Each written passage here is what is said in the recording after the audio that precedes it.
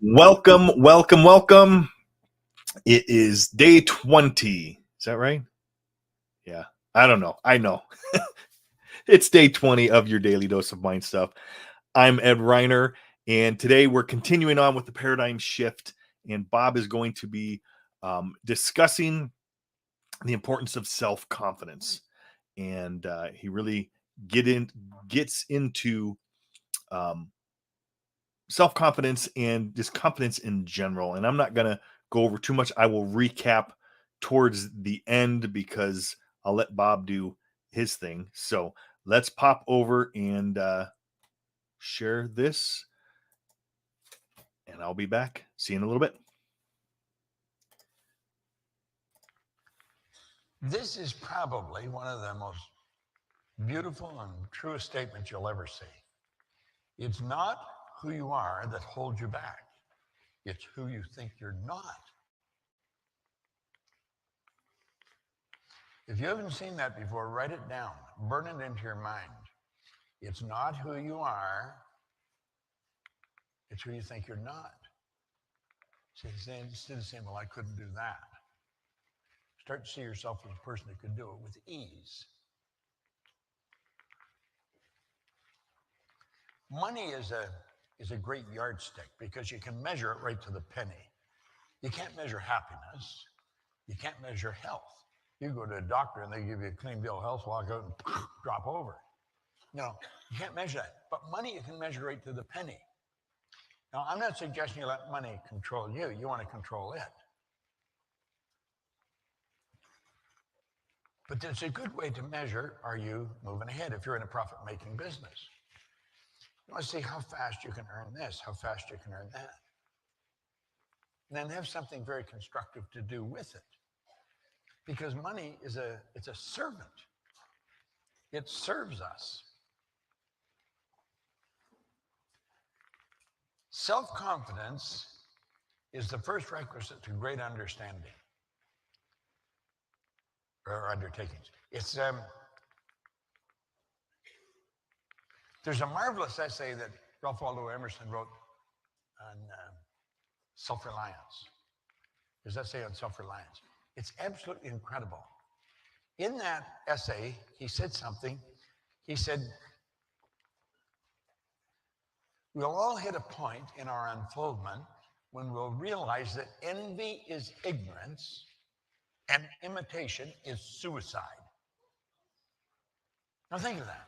There will come a time in everybody's unfoldment when they'll realize that envy is ignorance and imitation is suicide. To envy someone else is to say, I believe you got something going for you that I haven't got going for me, and I'm going to envy you. If they've done it, that's positive proof you can do it. If one person in town can get wealthy, everybody in town can get wealthy.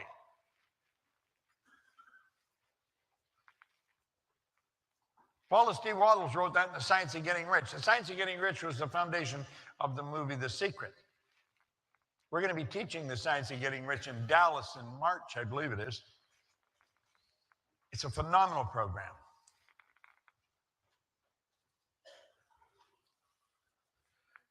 There'll come a time in everybody's unfoldment when they'll realize envy is ignorance. And imitation is suicide. You can't be like anybody else. Nobody can be like you. You are unique. There's nothing in the whole universe that's like you. You are a unique part of the whole scheme of things. There's a beautiful poem that I put in two different places in the Born Rich book that said, the one and only you. I want you to listen to that, but don't just hear my voice.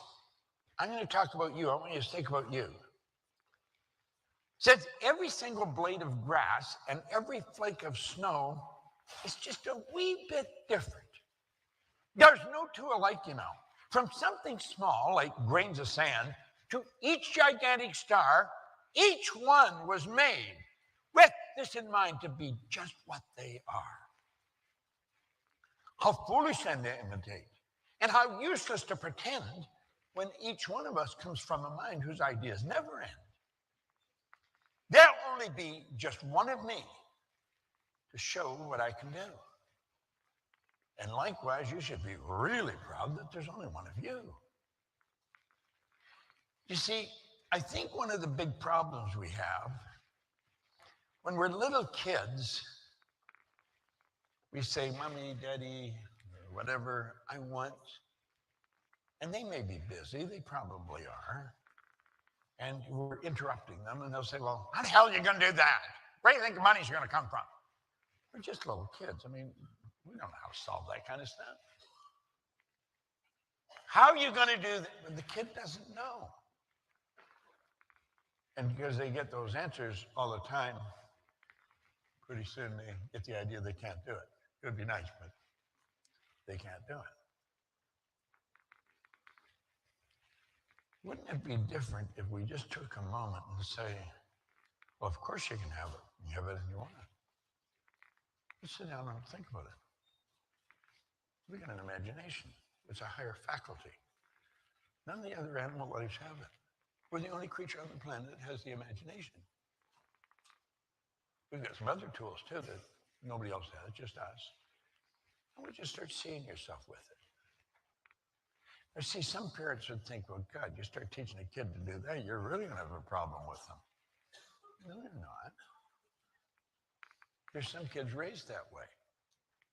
They want to create great things. Because at a very early age, they learn they can do anything. I had an associate over in Kuala Lumpur that I worked with for quite a while. He had a little boy, 4 years old. The kid could speak 4 languages. They thought nothing of it. Glenn Doman, who's gone now, I believe, but he wrote a marvelous book called Multiply Your Child's Intelligence. He was teaching kids to read before they could talk. And when they could talk, you give them a book and a CAT scan, they'd read it to you. We have no idea what we're dealing with when we're dealing with our mind and our potential. We got to get rid of this idea we can't do anything. You can do anything you want, anything you can think of. And we're going to find that our confidence comes with knowledge. The more we learn, the more confident we become. Like you'll hear people say they don't have any confidence. That's not true. They do have confidence, maybe not in a particular area. They're confident they can drive their car. They're confident they can get dressed. They're confident they can put their makeup on or shave. So to say they don't have any confidence, it's not an accurate statement. Well, how do we become confident? By gathering more information. Now, I'll tell you something else. If you don't keep gathering information, your confidence will start to wane. You'll start to lose it. You've got to keep gathering information. You want your confidence to get stronger and stronger and stronger. And if you don't keep studying, your confidence will start to slip. Like with the knowledge I've got, I could coast to the end of my life earning all kinds of money and having a pretty good time. But I know I won't go beyond where I'm at, and I'll start slipping back. Got to keep studying. I got up at 3 o'clock this morning, but I went to bed fairly early too. And I was studying for a couple of hours. I get up early in the morning and I study every morning because I want to get better at what I'm doing. And I know I can get better. I know that I'm nowhere near as effective as I can be. We've got to get this right in our mind. This idea of lack of confidence, it's something that anybody can change. I remember when I first started to study this, we're so afraid of what other people might think of us. It's so silly. I only went to high school, as I said, for 2 months. So I had a vocabulary that you could stick in a thimble. I mean, there was not much to it. And if you were talking, you said something and you used a word I didn't understand, I would never say I don't understand what you're saying, but I didn't understand. So, I was lost in the conversation really fast. But I was afraid to say I don't understand that word. And I started to study Earl's material, and Earl talked about how important vocabulary is. In fact, he made a recording on it. And I started to study words. Now, if you use a word that I don't understand, I'll say, wait a minute, stop it. I don't understand what that word means. I'll ask you right there. Because I know if I don't get that cleared up, everything you say from there on, odds are pretty good I'm not going to understand it. You get lost in the conversation. Why wouldn't I tell you I didn't understand? Because I was afraid of what you thought of me. You got to quit worrying about what other people think about you. If you knew how little they did think about you, you wouldn't be so concerned what they are thinking. Terry Whitaker wrote a book. The title of it, What You Think of Me Is None of My Business. And it isn't. What other people think of you is none of your business. Quit worrying about what they think. I hope you like me, but if you don't, you got a problem. Because I like me. I don't give a damn whether you like me or not. I really don't. I hope you do, and you should. I'm a nice guy. But if you don't, it's not going to bother me. Now, for many years, that would have driven me crazy. Not anymore. Not a bit. This confidence concept is pretty big. And the more you study this material that we're giving you, the more confident you're going to become. Okay, confidence. Huge, huge thing that we all have in certain areas. It just may not be where we want it in the areas that we want it at this point, but we can, as Bob said, build that confidence. It comes with knowledge.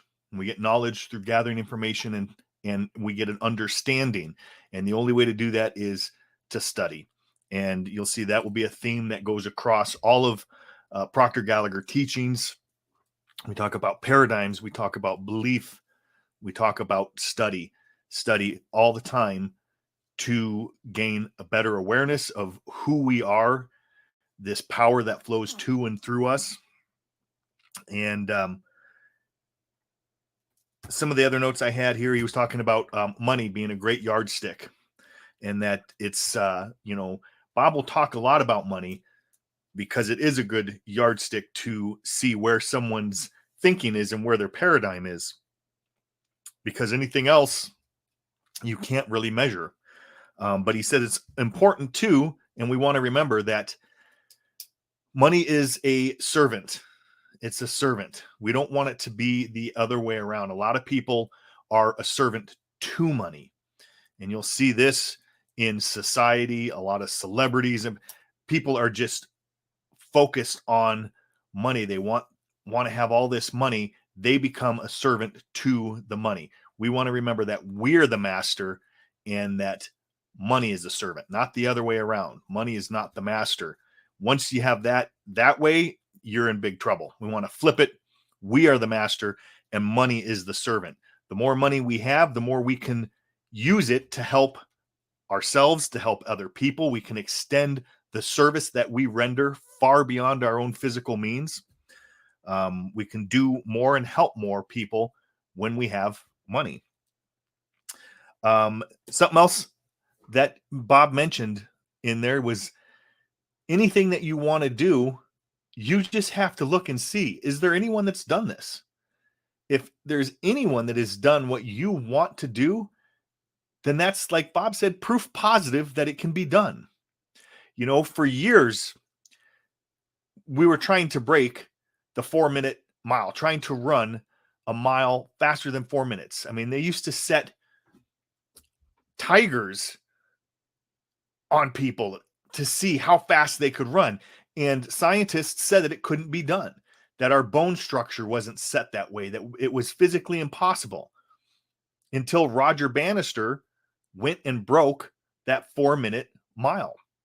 And once he did that, it wasn't but weeks that people started breaking the mile, because he broke that invisible barrier. Once it was shown that he could do it, others could do it. And we want to look at that in our lives. Find somebody that's doing what you want to do, and that should be proof that it can be done. Bob talked about a lot on this one about self-confidence. And one of the things he was mentioning about self-confidence reminded me of in Think and Grow Rich. Napoleon Hill has a self-confidence formula that he puts out. And he says to read this. Let me just find it here real quick. Should be right there. Yep. So in here, Napoleon Hill writes that, and this is in the chapter on faith, on building faith. So one of the ways to build faith is through your self-confidence. And he says that the application of the principle may be made through a simple arrangement of positive thought impulses stated in writing, memorized, and repeated until they become the working equipment of your subconscious mind. So here's goes on the repetition of over and over and over, implanting an idea from our conscious mind into our subconscious. And so the formula for the self-confidence formula that Napoleon Hill has is: first, I know I have the ability to achieve the object of my definite purpose in life. Therefore, I demand of myself persistent, continuous action towards its attainment, and I here and now promise to render such action. Second, I realize that the dominating thoughts of my mind will eventually reproduce themselves in outward physical action, gradually transforming themselves into physical reality. Therefore, I will concentrate my thoughts for 30 minutes daily upon the task of thinking of the person that I intend to become, thereby creating in my mind a clear mental image of that person. Third, I know through the principle of autosuggestion, any desire that I persistently hold in my mind will eventually seek expression through some practical means of obtaining the object back of it. Therefore, I will devote 10 minutes daily to demanding myself the development of self-confidence. Fourth, I have clearly written down a description of my definite chief aim in life, and I will never stop trying until I shall have developed sufficient self-confidence for its attainment. Fifth, I fully realize that no wealth or position can long endure unless built upon truth and justice. Therefore, I will engage in no transaction that does not benefit all whom it affects. I will succeed by attracting to myself the forces I wish to use and the cooperation of other people. I will induce others to serve me because of my willingness to serve others. I will eliminate hatred, envy, jealousy, selfishness, and cynicism by developing a love for all of humanity, because I know that a negative attitude towards others can never bring me success. I will cause others to believe in me because I will believe in them and myself. And then sixth, he says, I will sign my name to this formula and I will commit it to memory and repeat it aloud once a day with full faith that it will gradually influence my thoughts, feelings, actions, so I will become a self-reliant, successful person. That's the self-confidence formula in Think and Grow Rich. And if you picked up on some of that stuff of what Bob was saying about envying people, jealousy, that self-confidence takes care of all of that. You repeat that every day in front of a mirror, aloud to yourself. You're impressing that idea into your subconscious mind that it will eventually and gradually start to build up your self-confidence. So if you guys are interested in getting a copy of that, you can either Google it or write a comment below with self-confidence formula or send me a personal message. I will send you a copy of that I have. And if you've got value out of this lesson, you know the deal. Share it, like this, subscribe to my channel, whether you're on YouTube, Facebook, follow me, go to my page, all of the places that I'm on social media. And I will see you guys tomorrow. Same time, same place. This is Ed Reiner with the Daily Dose of Mind Stuff. I'll see you guys tomorrow. Peace.